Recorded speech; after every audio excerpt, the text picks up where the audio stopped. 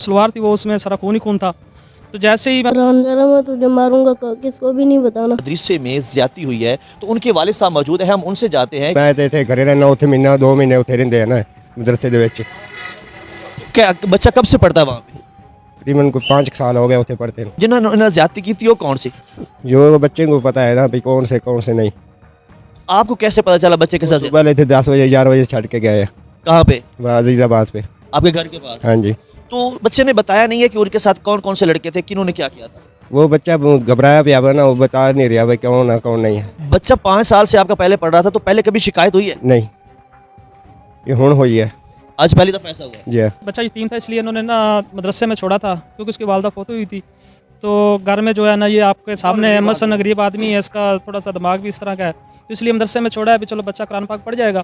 लेकिन उन अपना लड़के थे और वो कह रहे भी एक कारी साहब था, एक लड़का था जिन्होंने उसके साथ जास्ती की है। तो सुबह तकरीबन 11 बजे इनके घर छोड़ के गए हैं, तो बाकायदा 2000 रुपया भी दिया है और साथ ये भी इनको कहा है भी आपने किसी को बताना नहीं। तो बच्चे को जब इन्होंने देखा तो उसके सारी जो सलवार थी वो उसमें सारा खून ही खून था। तो जैसे ही मसन इन्होंने पड़ोसियों को बताया है, वैसे ही इन्होंने कॉल की है।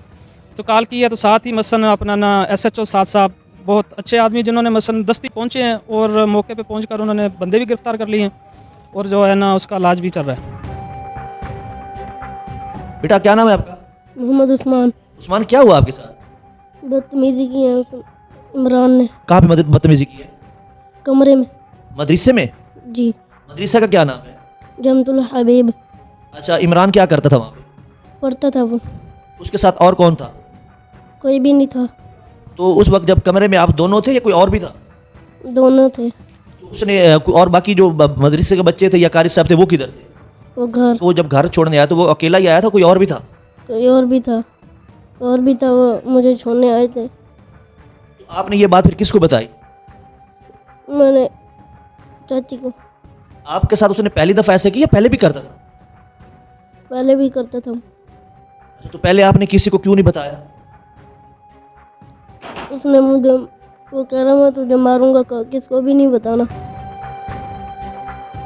बच्चे उस्मान के साथ जिनसी ज्यादती में मरकजी मुलजिम उज़ैफ़ा साहब और उसके बाद इमरान भाई मौजूद हैं, जिन्होंने बच्चे के साथ, जिनके ऊपर इल्ज़ाम है कि बच्चों के साथ इन्होंने ज्यादती की। इनसे हम जानते हैं। पहली बात यह है कि हमारे यहाँ ईद उल फितर की छुट्टियाँ थी, जिसमें ये तालिब इल्म जो मोहम्मद उस्मान है, जिसके वालदा का इंतकाल हुआ हुआ, वालिद साहब जिंदा हैं, ये हमारे पास पिछले मंगल को ये घर गए और जुमेरात को ये घर से वापस आए हैं इस हालत में कि और कोई तालिब इल्म नहीं था, ये मदरसे में अकेले थे। ये अकेले तालिब इल्म जब जुमेरात को आए हैं तो इनकी तबीयत घर से आने पर ही ख़राब थी। कभी ये रो रहे थे, कभी ये बाहर गली में घूम रहे हैं, खाना पीना नहीं खा रहे थे। मैंने इनसे कहा, साथी से भी कहा, इमरान से कि यार आप इनसे पूछें इन्होंने क्या खाना है, डबल रोटी खाना चाहते हैं, दूध के साथ लेना चाहते हैं, क्या ये पसंद करेंगे नरम ग़िज़ा, कोई इनकी क्या तबीयत का ख़राब है? उन्होंने कुछ नहीं बताया। फिर जब कल इमरान ने इनसे पूछा कि यार आपको क्या है, उन्होंने कहा मुझे पेट में दर्द है। उन्होंने कहा यार किस जगह पेट में दर्द है? तो उन्होंने ये बतलाया कि मुझे पीछे दर्द है। जब इन्होंने देखा कि वहाँ तो ज़ख़म है तो इन्होंने मुझे जब इत्तला दी तो मैंने कहा यार कल फ़ौरन ये डॉक्टर साहब के पास लेकर जाना है। आज ही मैंने जब इसके साथ डॉक्टर साहब के पास भेजा, डॉक्टर साहब ने ये कहा कि भाई इसका इलाज हमारे पास नहीं है, आप इनको सिविल अस्पताल में ले जाएं, वहाँ सर्जन इसका इलाज करेंगे।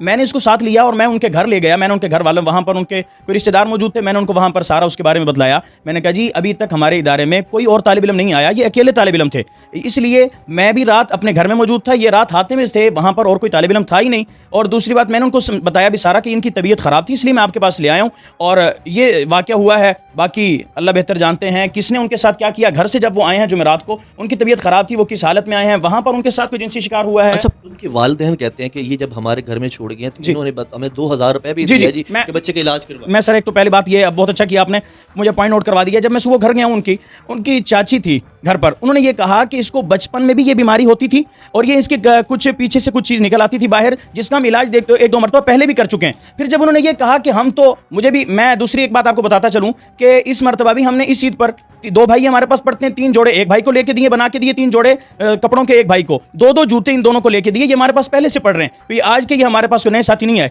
दूसरी बात, जब उन्होंने ये कहा कि इतना खर्चा तो हम अफोर्ड ही नहीं कर सकते, इसको तो एडमिट करना पड़ेगा, वहां पर रखना पड़ेगा, इसका तो खर्चा आएगा, तो फिर मैंने इसलिए उन पर तरस खाते हुए सिर्फ 2000 दिए और वो ये समझ रहे हैं कि हमें लालच के तौर पर 2000 दिया गया। इमरान, आपके बारे में बच्चा कह रहा है कि ये भी मेरे साथ मुलविस था, मेरे साथ जिनसी ज्यादती करने में, तो इसमें सच्चाई क्या है?